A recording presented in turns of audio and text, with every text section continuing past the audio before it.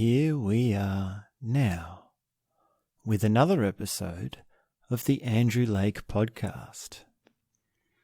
My name is Dosta, and today we begin a series. And this series is entitled Learning to Breathe. I think there's not enough people who know how to breathe, so I thought I'd start offering up my advice on how to breathe. No, of course not. That's not the angle we're taking here. I'm playing. Of course, what I really mean is how to breathe as a meditative technique. In this series, I will play out, lay out, explain, tell tales of every breathing technique that I know of to date. And this is why it's a series. This is why it's going to take a number of sittings for us to get through all this material. Because learning to breathe, as you apparently already know how to do, as simple as it is a very vast subject. It's a rich world of meditative techniques and state transforming, mood transforming, emotion transforming techniques. So, with the initial introduction to this series, there are a few things you're going to need throughout the entire series. And the first and most important thing is to understand that the simple is actually the deep. And the simple is actually the vast. And something very simple can have a lot of different aspects to it. It's multidimensional. It's rich. It's got lots of ins and outs, lots of opportunities, lots of ways of opening things up for you. So something as simple as breathing, something you've apparently done all your life, is going to be our thing, which is opening up to worlds of other ways of being, of experiencing, of changing your inner world and even your outer world. And you'll be surprised, maybe just at this moment, take a quick inventory list, do a quick check of how you feel about breathing. Whether you can get interested in something to do with breathing. Check how curious you can be as to how many different things there are that are related to breathing. Not even just meditative techniques, but all sorts of things. Anything that you can think of, anything that you can come up with, where you can say, yes, that comes into the category of breathing. Now keep this in mind as we go along. This is a key point, that you see how breathing is, and you can see how things open up for you as you learn these techniques. And really, the most fundamental insight for breathing techniques is that if you can learn one thing, and you can learn the most simple thing, then you can learn anything. If you could just know how to breathe, you could know how to live.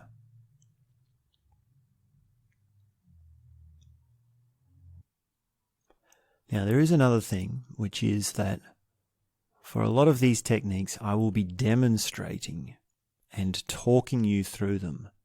So the advice here is to do them along with me and to follow the instructions. At At least that way you can sample every breathing technique that we discuss in this series. At least take the time to concentrate and be engaged enough to be taking it on board and trying it. Now, of course, there's so many that some of them will jump out more for you than others. And some of them are applicable to certain things and not other things. So there are specific realms and specific outcomes and effects that they have. So it's up to you to know where you're at, what you're interested in, what you need next, what you're interested in. But at least as we talk through them, at least as I explain them, try them out and follow the instructions. I hope you're engaged enough for all these talks to at least follow the instructions while we're talking about them. And it's up to you if you want to try them again later on. Of course, with any technique, to perfect it and to get it deep and to really see what the juice of it is, you do need to practice it. For a lot of these breathing techniques, it won't be enough just to do it along once for you to know how far it goes. Now, every path you have to walk a little bit of a way to see, to start to get a picture of what it might do for you. So try them out and at least have an idea of things that you might want to try outside of listening to me here. And I'm sure there will be at least some that jump out at you because there's so many. There's such a wonderful variety, such a deep, rich amount of breathing techniques for so many parts of life.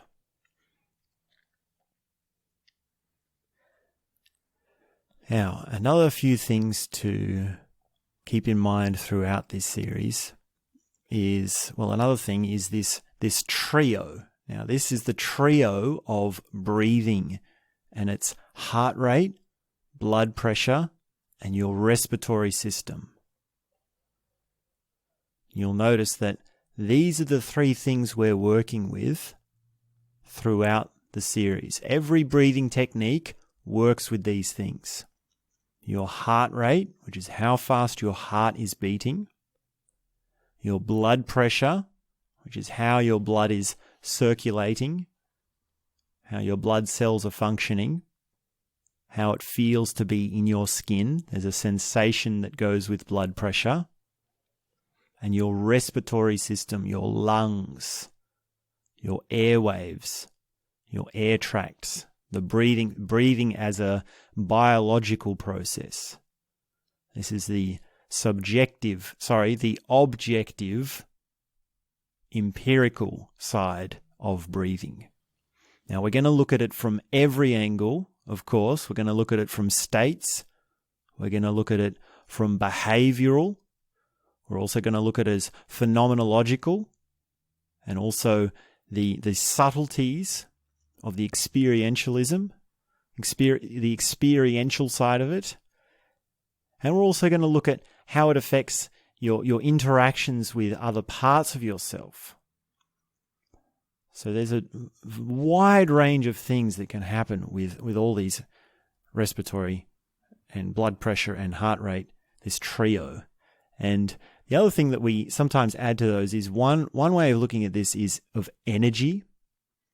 So when we say energy is flowing through the body, that draws a similar correlation with having oxygen flow through the blood and having your muscles and your fascia and your skin being oxygenated or your organs oxygenated. And then also there's skin sensitivity. Now this one is a bit funny. It might seem a little bit out, but there is a correlation between your breathing ability or your breathing awareness and your skin sensitivity, or more broadly, your touch sensitivity and even your sensitivity to existence, your sensitivity to things that are beyond touch, things like emotions, other sensory perceptions, your sensitivity with sight, your sensitivity with environment that you're in or the situation that you're in. So keep that in mind. And also, I'll come back again to this. Well, I'll hit at this nail from another angle, and this is that the idea that if you can learn one thing right, and then you can learn anything. And there's another way of saying this, which is that a meditative technique or an awareness technique, and this is what these are, these breathing techniques, what they do is they take one aspect of your experience, or they take one thing, and it's a very small thing, and they see how deep it can go. And they get you to repeat the technique over and over and over again. And by doing the repetitions, it takes you somewhere within that small thing. And this has a deep logic to it, which is that if we're talking about changing your experience of reality, or how you feel about life, or what it's like to be you, these things are really big and complex. It's like, well, where to start? Do I start with my emotions, or my daily routine, or my thoughts? There's so many different ways you can go about it. There's so many different parts to me. And not all of them I am aware of. Not all of them I can see so clearly. And I don't know which ones are really hurting me the most, or the best, or what I want. So with a breathing technique, and with awareness techniques in general, we take just a small part, and then we work with that. We break it down into a tiny, tiny little thing. Instead of trying to change your entire existence, let's just change your breathing. Let's just do one thing at a time. And in fact, actually, it is the quickest way to change your entire existence, which is to change just one small part of it. There was a man that I met last year who had just come out of 6 months of silence. He'd been sitting in a room staring at a white wall for 6 months continuously and not spoken a single word. And I was talking with him. He became a good friend of mine. He's a wonderful human being, amazing man. And I was talking with him about his experiences, and I said, well, what techniques did you do? You must have done many techniques. You must have done many meditative practices. You must know them all by now, because you've spent 6 months doing it. And he said, no, I only did one thing. I only did one meditation. And I said, well, what was it? And he said, it was watching the moment between the out-breath and the in-breath. And this blew my mind. This was amazing. To hear him say this completely changed what I thought about meditative techniques and elaborate designs and complex awareness techniques and processes. He didn't even do a breathing technique. He was only focusing on a part of the breathing. And of course, my next question was, well, did your breathing change? And he said, no, I didn't even change the breathing. I didn't even do that. It was a complete non-interactive, non-doing thing. I was just watching that one moment, which is between the out-breath and the in-breath. And of course, I knew he'd had many things open up. If you do that for 6 months, then it's unimaginable what sort of experiences happen to someone's inner world when they're doing this.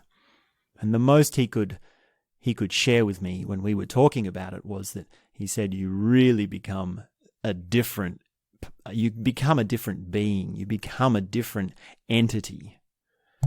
And the things that happened around this man, like the way he interacted with people and the things he did, the way he talked, the sorts of situations he would find himself in, the things that would he was really a remarkable human being, and it's quite hard to describe and appreciate in just a few words how amazing it is to meet someone who's highly sensitive and obviously a lot more aware than everyone else in the room.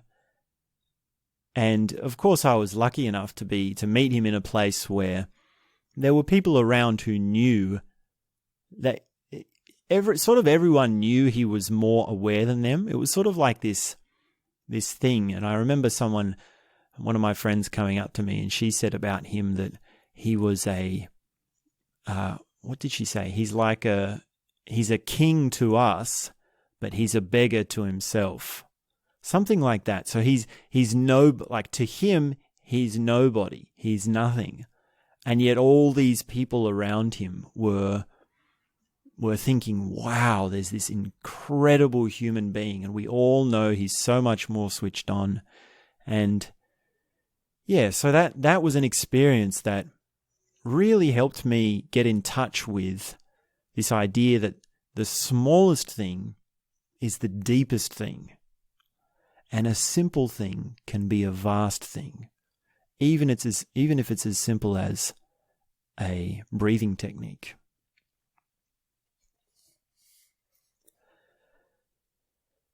Now, there is also more the philosophical side of breathing, which is where you take breath as a metaphor for existence. And that would be the coming in as expanding and the blowing out of the contracting. And if you take a look at our universe, then there's a pattern of the entire universe expanding, and some say even the entire universe contracting, or it may have contracted completely in the end or the beginning, whichever one you want to say. So this expanding and contracting is a pattern which you can thread throughout all parts of existence. And you can see it in so many different ways. You can see it in planets, you can see it in animals, you can see it in how mountains are formed, how the waves flow on the ocean, in nature as well, and also not even in just like nature in terms of the biology or the biosphere, but also in the noosphere of man and his machines. There's also patterns there of life and death. So this breathing in of life and this exhaling of death, this is a philosophical metaphor which I don't want to spend too much time on, but I just wanted to acknowledge that it's there. So when you breathe in, you come to life. And when you breathe out, you die. And the sensitivity or the path of breathing techniques to sensitize yourself to that drama is akin to becoming sensitive to the drama of what it means to exist, which means that you come into existence and you realize that you're going to die, you're going to go out of existence one time. So, of course, this gets back to the thing of like, well, I exist and I know I'm not going to exist, so what can I do to learn that better? Or what can I do to delve into that territory and understand it more, or experience it better, or explore things? What do I do? And it's like, well, these are such big things. They're such complicated things that you can break it down into something simpler, which draws a correlation like breathing. So if you could only see that breathing in is coming to life and exhaling is dying, then you could be fully aware of your existential nature and your mortality. There's also a lot of poetry around the breath and the symbolism of the breath and the not just in poetry, but in literature and movies and even in popular culture. There's a symbolism to the breath, which is the birth and the coming out of a world. And this image of someone in water and they're floating up and they're about to suffocate. Are they going to die? And then the camera pans to the tension of the surface of the water, and their head bursts through, and they take this big gasp for air, and it's a big relief. That scene, that imagery is in many movies, and it's in many stories, and it comes up again and again as the climax, or the symbolic breaking free of a character into a new world, or the resolving of a tense experience, or a string of dramas. So birth is one way of looking at it, but also birth more specifically, or more archetypically, in terms of a more archetypal side kind of story way of talking. It's like coming into a new world, or breaking free from an old world. And so breathing has that metaphorical, philosophical correlation there as well. So keep that in mind.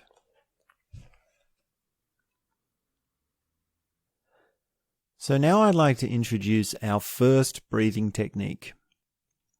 And this is foundational. You really must know how to do this and have at least a bit of an idea of how it works, and to have tried it at least a few times, and to be able to do it at least in an amateur sort of way for other breathing techniques to work. It might be the case that you've never done any breathing techniques whatsoever. And if that's the case, you need to start with this one. In a sense, all breathing techniques use this first technique. It's a foundational one. And so if you can get a hang of this deeply, really well, and you can do it and achieve it and build up a strength in it, or an awareness in it, or an ability in it, then the other ones will be a lot easier. If you get one technique deeply, and it's this one, then the other ones will flow much more easily. So this is 4-part breathing. Now, you've probably heard about this before, by no means, and you can probably imagine what it is. But don't underestimate how powerful it is and how deep it goes. So 4-part breathing starts, well, in a nutshell, you have your in-breath, you have a hold, and then you have an out-breath, and then you have a hold. And those are the 4 parts. Breathe in, hold, breathe out, hold. Now, of course, you need to be able to do 2-part breathing before you can do 4-part breathing. So if you can sit and watch your breath, and by watch I mean sit, and when you breathe in, you say breathe in your mind, you don't say it out loud, and then breathe out. So if you're thinking, breathe in when you're breathing in, and you're thinking, breathe out when you're breathing out, and you're synchronizing your concentration or your mind with your breath, and you can do that for more than 30 seconds, then you're ready for 4-part breathing. But for some people, you have such a wandering mind that even just 2-part breathing is too much. Now you'll notice, when you start to do 4-part breathing, there are many different variations on it, because there are different lengths of each section. Now, another distinction I need to make is this difference between actively involving yourself in the breathing, or watching the breathing and letting it be how it wants to be. So we could say controlled breathing or uncontrolled breathing, or witnessing and actively getting involved in the in the breathing technique. So for 2-part breathing, you just want to be watching it. And you'll notice if you first start doing this, one thing you'll notice is that your breathing changes even if you try to not do anything. And that is something to tell you. There's a lesson to be learned there. When you try to do something and you put yourself as the manager or the person who's making it happen, then it changes how it's happening, even if it's something you've been doing all this time unconsciously or automatically. So have a go at 2-part breathing, and then 4-part breathing. Traditionally, what 4-part breathing has is a count for each section. And if you want to build this up, or the best way to smoothen this out is to have an even count, so the same number of counts for each section. Breathe in, 2, 3, 4. Hold, 2, 3, 4. Breathe out, 2, 3, 4. Hold, 2, 3, 4. That's basically how it sounds. What you'll notice is that for some people, well, my teacher told me that for some people the out breath is easier, and for some people the hold in or the hold out is easier, and it's different for everyone. For me, I found that the hold on the out breath is the hardest. And I was really struggling with just that one for quite a while. So what I did was 4-part breathing, but I only did the count on the hold of the out breath. So if that's your situation, it's okay to experiment with doing the count only on one of them. Now, there's another thing, which is there's a staccato or a sharpness to a hold and a release. These 4 parts can flow smoothly or they can be jarring. And the best way to get in touch with this is if you hold your breath, you take a big lungful and you hold it, and then when you let that go and you start to breathe out, how sudden is the sound? Is it like a or is it like a? It's a bit hard for me to demonstrate. It's times like these I wish we had video component. But the sharpness, and it will have this feeling like in the back of your throat, like the air has been sitting in this spot behind your tongue and your throat, or sometimes a little bit further down the throat, or other areas might include the top of the nose. So that release will tell you how sharp it is. Now, when you do 4-part breathing, you want it to be round. You want it to be smooth. So this hold and this release and the smoothness between the sections will be something to watch out for. Another thing is that when you're doing 4-part breathing, you want to be slowing the breath. This really is the key to getting deep into a different state and changing your state. And to slow the breath, the initial instructions are to do 4-part breathing, but make your count really long. So it might be breathe in, 2, 3, 4, 5, 6. Breathe, hold, 2, 3, 4, 5, 6. Breathe out, 2, 3, 4, 5, 6. Hold, 2, 3, 4, 5, 6.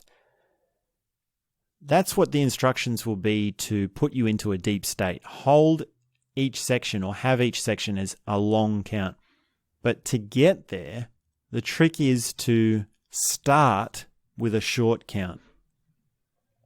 And this means that when you're doing your 4-part breathing, do a few rounds where you're not stretching it. And it's very easy for you to hold for the number that you're doing. So you might start with 3 or 4, and then move to 5, and then move to 6. So this can turn into quite a long meditation. If you're doing 4 rounds and it's 5 seconds for each, you've got 4 parts of breathe in, hold, breathe out, hold. And you've got 20 seconds for each round because they're 5 seconds each. And you're doing each round maybe 5 or 6 times. And then each time you're adding a second, it can turn into a 20-minute, half an hour, 40-minute meditation. If you do this and you go through the process of lengthening your breath, you'll notice your change in your body. You'll notice this change in your body. Your mood will change. Your thoughts will change. Just having enough concentration alone for this is a concentration exercise. This is the great bonus. It builds your concentration. So building up your 4-part breathing and going through this process and looking out for smoothness is key to having a breathing technique foundation.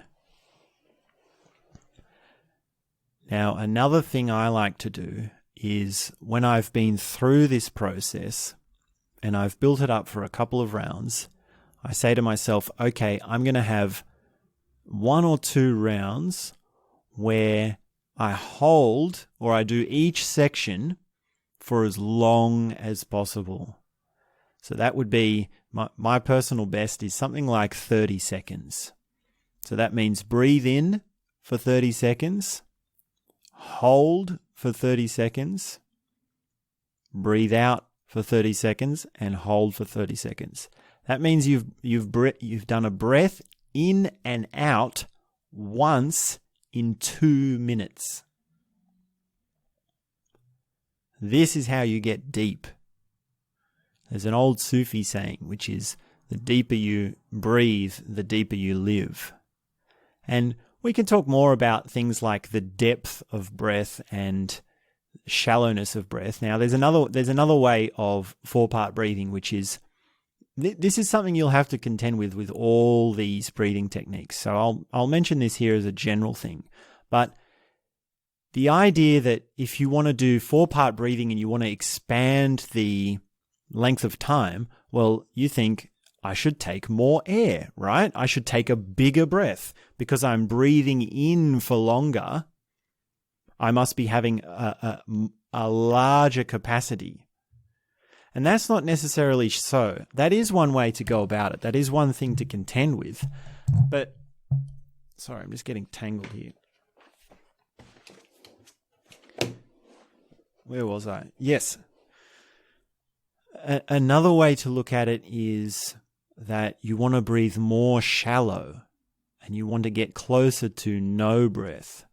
So the drama of large lungs or expansive lungs as like this giant balloon that's just about to pop and then really squeezing it out and having no air at all in there, that's just one angle. So 4-part breathing can be done with both of these. You can do 4-part breathing with the attempt to make it more large and expand your lung capacity, or you can make it more of a soft meditative practice where you have less air and you really bring yourself closer to stopping breathing.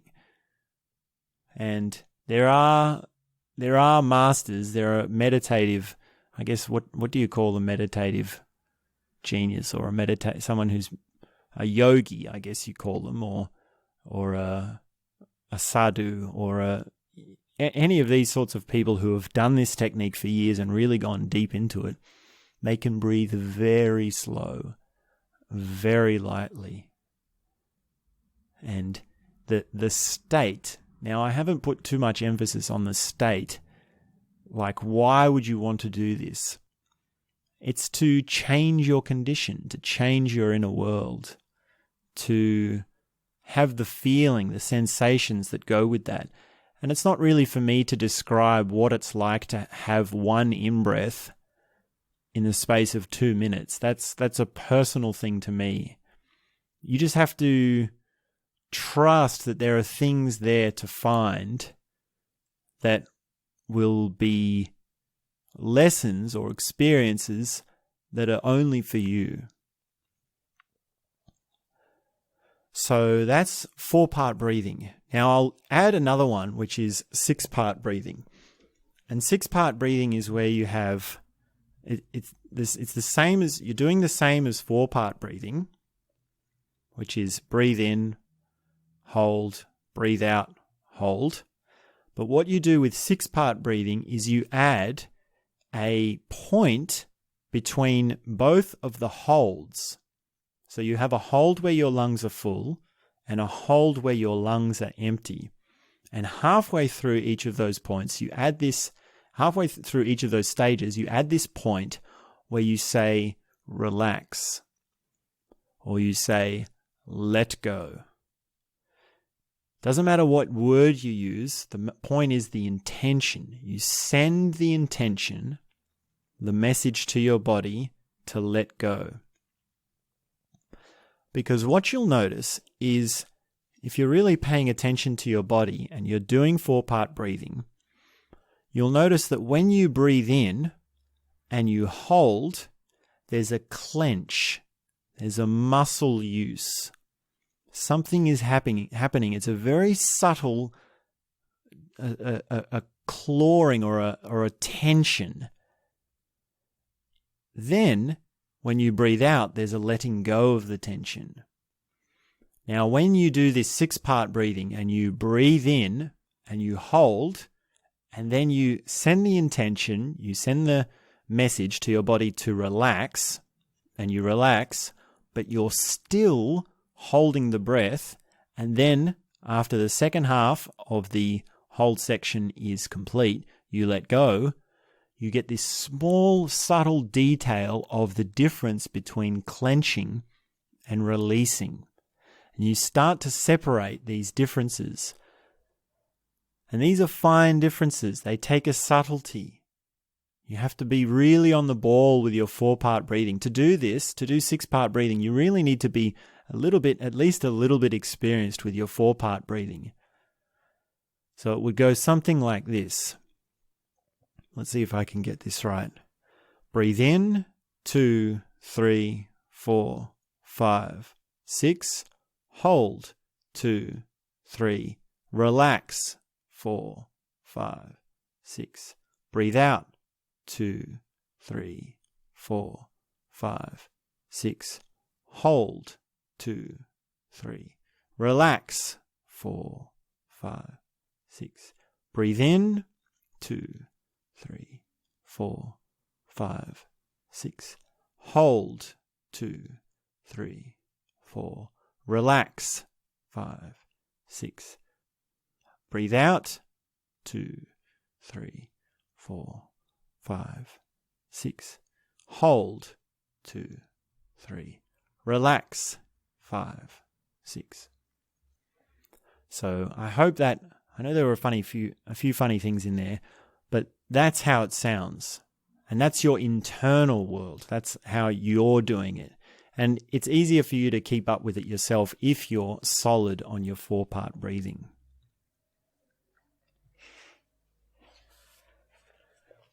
So differentiating this intention to relax, sending the body message, sending the nervous system message throughout your muscles and your posture, and the concentration of the mind, synchronizing your mind with your body movements as the breath.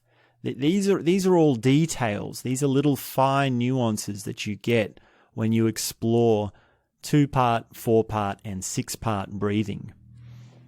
And have a go at seeing how far you can stretch your 4-part breathing.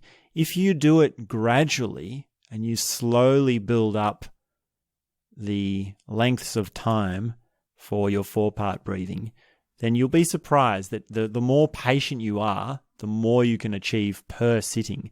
And that's half the trick, is the patience and the dedication to detail and the persistence in a soft way. That's half the lesson. When we think of persistence or we think of work, we often think of hard hitting and like brute force, and I'm going to force myself, I'm going to use my determination to get into it. So your determination will have to come under the microscope when you're doing this, and your dedication and your sense of work are also up for review. Your work is up for review. The way in which you're working is up for review.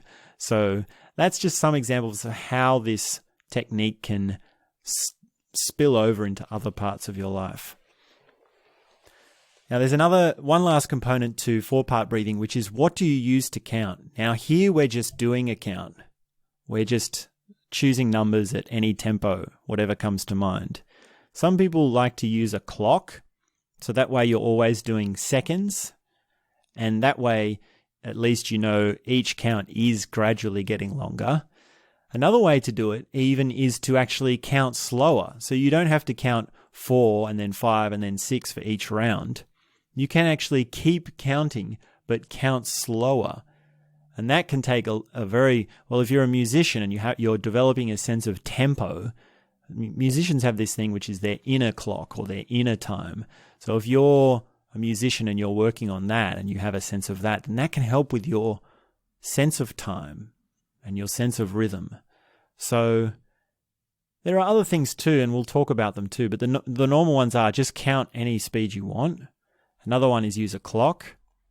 And then another one is you can use music. So if you're listening to music and there's a certain beat to it, of course you have to use music that's suited to this. And there are meditative breathing counts, and there are guided meditations that are, maybe I'll put some together one day and I can put these guided breathing exercises into a package sometime. Who knows? Who knows what the future holds at this stage? But now I just wanted to lay that out. This is the series, Learning to Breathe. And this is our introduction. And I don't want to overload you with too much because each technique takes time to experiment with. And it takes work. It takes a number of repetitions. There needs to be a certain amount of practice happening. And really come back to 4-part breathing over and over again and spend some time. Do it as a part of your daily meditation as we go through these breathing techniques, because if you can get 4-part breathing nice and working and happening well, then pretty much all the others will start to work well quickly for you. So I can't stress enough the importance of 4-part breathing. It's a really foundational part of this. And yeah, more generally, don't underestimate how much there is to come and how much detail there is in learning to breathe. So this has been episode 1, and we'll be back soon with another episode. I sincerely hope you've enjoyed these words, and that's all I have to say for now.